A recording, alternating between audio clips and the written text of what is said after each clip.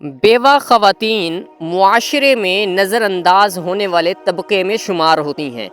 ان کے مسائل کا اندازہ لگانا ناممکن ہے، خاص طور پر نچلے اور درمیانے طبقے میں۔ طلاق یافتہ خواتین کے لیے تو اب آواز اٹھنے لگی ہے کہ ان کی دوبارہ شادی کو نارمل بنایا جائے، مگر 18 سے لے کر 40 سال تک کی بیوہ خواتین اس وقت ہمارے معاشرے میں شدید دقیانوسی اور فرسودہ سوچ کا شکار ہیں۔ ان خواتین کے لیے کہا جاتا ہے کہ بس اب اپنے بچوں پر زندگی گزار دے گی۔ اگر سسرال اور میکہ کی طرف سے سپورٹ نہ ملے تو یہ بیوہ عورت اپنے بچوں کی روزی روٹی کے لیے خود باہر نکلتی ہے۔ کچھ کہتے ہیں کہ صرف راشن اور چند پیسوں کا ہی مسئلہ ہے نا، مطلب کیا بیوہ عورت کا شوہر اپنے ساتھ اس کا دل بھی نکال کر لے گیا؟ اب اس عورت کا زندگی پر کوئی حق نہیں ہے، تو بس اتنا کہ ساری زندگی اپنے اور بچوں کی ضروریات پوری کرنے کے لیے پریشان ہوتی رہے۔ بیوہ خواتین کی دوسری شادی کرنے میں کئی رکاوٹیں ہیں۔ پہلی رکاوٹ اس کی اپنی ہی رشتہ دار عورتیں بنتی ہیں جو بیوہ عورت کو دوسری شادی کرنے نہیں دیتی۔ اگر وہ کر بھی لے تو اسے کہا جاتا ہے کہ شرم نہیں آئی تمہیں، تمہارا شوہر تم سے بہت محبت کرتا تھا۔ یعنی اگر جوان بیوہ دوسری شادی کا سوچے تو یہ اس کے کردار کی خرابی ہے۔ دوسری رکاوٹ مردوں کے گھر کی خواتین جو مرد کو 18 سالہ دوشیزہ کے سپنے دکھاتی رہتی ہیں اور اپنے 50 سالہ بیٹے کے لیے بھی کسی بیوہ عورت کا رشتہ قبول کرنا شان کے خلاف سمجھتی ہیں۔ پھر کچھ مردوں کی فرسودہ اور دبی ہوئی ذہنیت، بیوہ کے ساتھ بچے کون پالے گا؟ اپنے بچے ماں کے ہاں رکھے تو راضی ہوں ورنہ نہیں۔ میں یہاں ایک بات واضح کر دوں، یہاں جوان اور مجبور بیوہ خواتین کی شادی کی بات ہو رہی ہے۔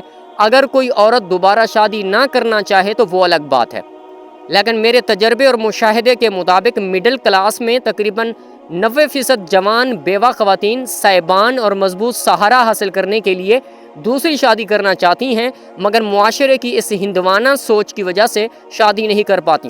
مسلمان مردوں اور پرانے زمانے کی سوچ والی خواتین سے گزارش ہے کہ صحابیات رضی اللہ تعالی عنہما کی سیرت پڑھیں، جو بیوہ ہو جایا کرتی تھیں تو مختلف صحابیات سے مختلف صحابہ رضوان اللہ علیہم اجمعین نے شادیاں کی۔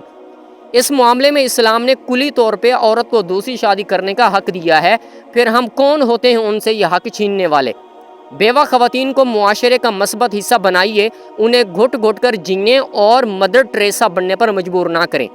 ان خواتین کے بچے بچپن کی شدید محرومیوں کے باعث باقی ساری عمر ذہنی مسائل کا شکار رہتے ہیں۔ کسی یتیم کی کفالت دین اسلام میں ایک اہم مقام رکھتی ہے۔ کفالت صرف پیسے سے نہیں ہوتی، اگر مناسب بندوبست ہو تو یتیموں کو والد کی حیثیت سے قبول کریں۔ میں نے کچھ میٹریمونیل گروپس میں دیکھا 60 سالہ مردوں کے لیے بھی 30 سے 40 سالہ کماری چاہیے، کیونکہ لڑکا اچھا کماتا ہے، رہائش اچھی ہے۔ تو کیا ایسے لوگ جوان بیوہ اور سے شادی نہیں کر سکتے؟ مرد حضرات بھی کچھ ہوش فرمائیں، صرف باتیں بگھارنے سے بدلاؤ نہیں آئے گا۔ ہمت کریں، معاشرے میں چند مثالیں بھی نظر آ جائیں گی تو لوگوں کا ذہن خود بخود بننا شروع ہو جائے گا۔ آپ خود نہیں کر سکتے تو بیوہ خواتین کے لیے رشتے ڈھونڈنے میں ان کے گھر والوں کی مدد کریں۔ کسی بھی طرح معاشرے میں اس بات کو عام کرنے میں اپنا کردار ادا کریں کہ ایک بیوہ عورت فرشتہ نہیں ہوتی، اس کی بھی ضروریات اور خواہشات ہوتی ہیں۔ راشن بیگ کے علاوہ بھی اسے ایک مضبوط سہارے کی ضرورت ہوتی ہے، اور یتیم بچوں کی ضرورت صرف کفالت نہیں بلکہ انہیں والد جیسی شفقت، حفاظت و رہنمائی بھی درکار ہے۔